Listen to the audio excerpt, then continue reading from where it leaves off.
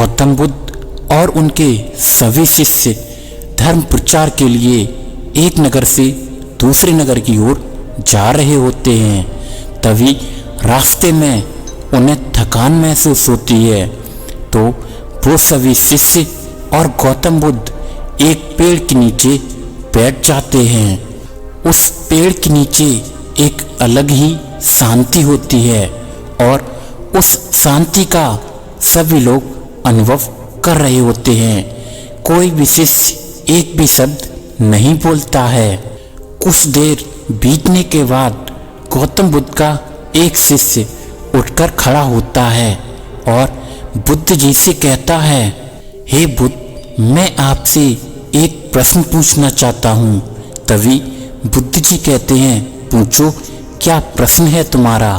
तभी वो बुद्ध का शिष्य बुद्ध जी से पूछता है, हे बुद्ध, मैंने आपको कभी दुखी नहीं देखा। आपके चेहरे पर हर समय एक अलग ही मुस्कुराहट रहती है जो हमें भीतर तक आनंद से भर देती है और आपके चेहरे पर एक अलग सी ही चमक है जो हम लोगों को दुख से कोसों दूर करती है। लेकिन मैं ये जानना चाहता हूँ, भिक्षु बनने से पहले मेरे जीवन में काफ़ी दुख थे, जिसके कारण मैं भिक्षु भी बन गया। लेकिन मैं अभी तक ये नहीं जान पाया हूँ कि वास्तव में दुख क्या है। क्या आप मुझे बता सकते हैं कि वास्तविक दुख क्या है? फिर बुद्ध जी मुस्कुराते हैं और अपने शिष्य से कहते हैं, दुख एक विचार से ज़्यादा और कुछ भी नहीं है। बुद्ध जी की ये बात सुनकर सभी शिष्य चौंक जाते हैं और बुद्ध जी से कहते हैं, विचार तो आते हैं और चले जाते हैं, परंतु दुख एक बार आता है तो जाने का नाम ही नहीं लेता। तभी बुद्ध जी कहते हैं, मैं तुम्हें एक छोटी सी घटना बताता हूँ। एक नगर में एक धनी सेठ रहता है। उसके पास एक उसका वफादार सेवक रहता है। वह सेठ अपने सेवक पर आँख बंद के भरोसा करता था, क्योंकि उसका सेवक ईमानदार और वफादार था। फिर एक बार सेठ को अपने नगर से किसी काम के लिए बाहर जाना पड़ता है। फिर कुछ दिनों के बाद जब वो सेठ अपने घर वापस लौट कर आता है, सेठ अपने साथ एक कीमती सामान लेकर आता है और उस कीमती सामान को अपने कमरे में सजाकर रख देता है और अपने नौकर से कह देता है कि तुम्हें खास तौर पर इस चीज का ध्यान रखना है और ध्यान रहे ये टूटे नहीं, ये मेरा सबसे प्रिय सामान है। तभी नौकर कहता है, मालिक, मैं इस बात का पूरा ख्याल रखूंगा, आप बिल्कुल भी चिंता न करें। अगले दिन वह नौकर पूरे घर की सफाई कर रहा होता है।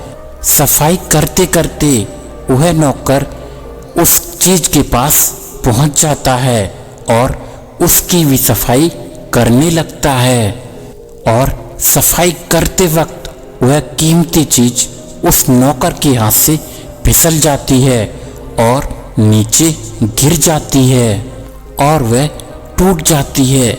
जब सेठ को ये बात पता चलती है तो वो सेठ नौकर के पास जाता है और उस नौकर को खूब धमकाता है, लेकिन वह उस नौकर को ना ही नौकरी से निकालता है और ना ही उसको मारता है, क्योंकि वह उसका सबसे वफादार सेवक है।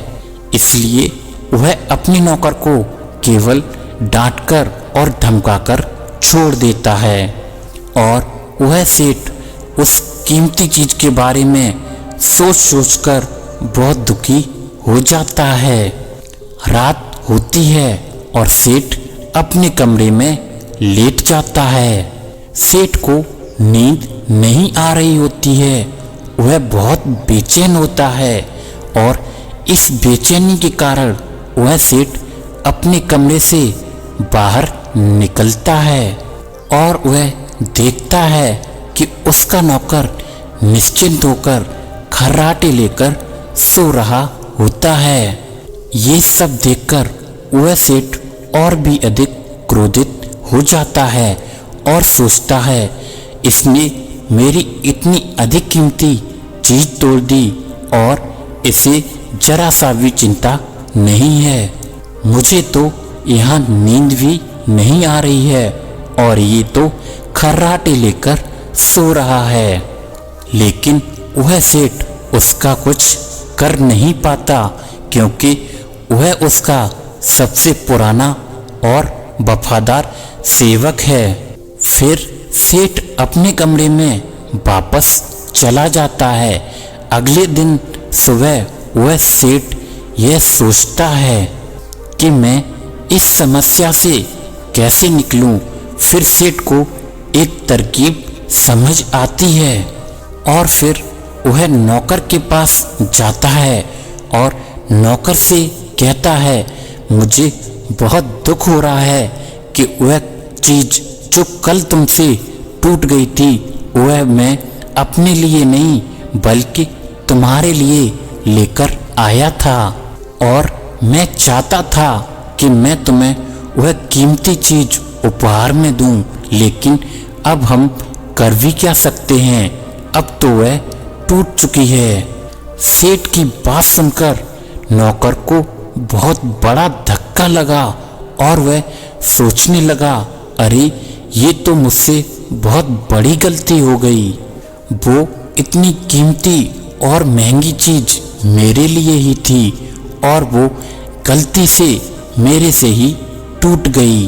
अब उस नौकर के मन में एक बेचैनी सी पैदा हो जाती है, दुख पैदा हो जाता है।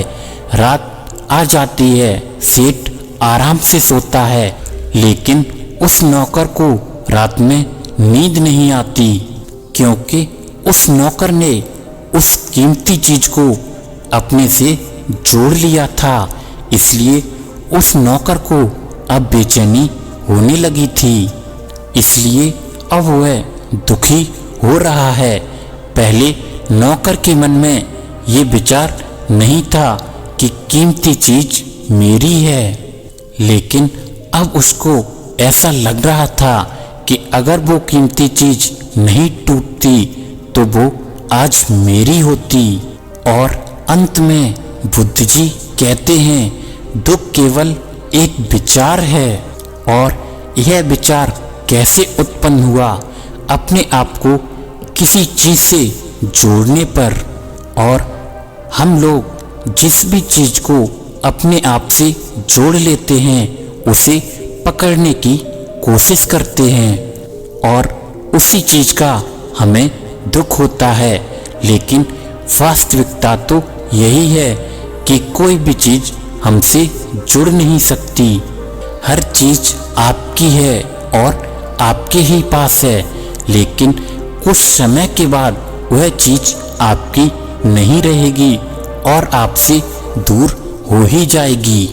और उस दूर होने की घटना को स्वीकार करें और जिंदगी में आगे बढ़ें।